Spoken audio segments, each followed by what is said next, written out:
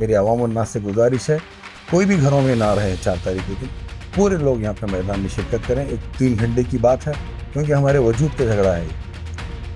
क्योंकि अगर ये बिल पास हुआ तो समझो बहुत बड़ी परेशानियां मुसीबतें आने वाली हैं। दरगाहें हैं, मस्जिद हैं, ईदगाहें हैं, इबादत गाहें, सबके ऊपर इसकी बलाएँ मुसीबतें आ सकती हैं। तो मेरी गुजारिश है अवाम उन्नास से, घर में ना रहें, सब के सब उस दिन जो है 4 तारीख को शिरकत करें। आज दौड़ी पे जो है, आज अली बाबा की सदारत में एक इजलास हुआ, मुशावरती इजलास।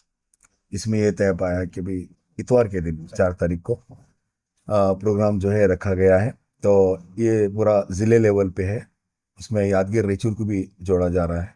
तो उम्मीद है इंशाल्लाह लाखों की तादाद में लोग शिरकत करेंगे, और उम्मीद है कि हर तालुक़े में, पूरे जितने भी तालुक़े हैं, तकरीबन 90% लोग यहाँ इंशाल्लाह ये शिरकत करेंगे, ताकि ये मजमे को देखकर, ये अवाम को देखकर इंशाल्लाह दिल्ली तक इसकी आवाज़ जाए।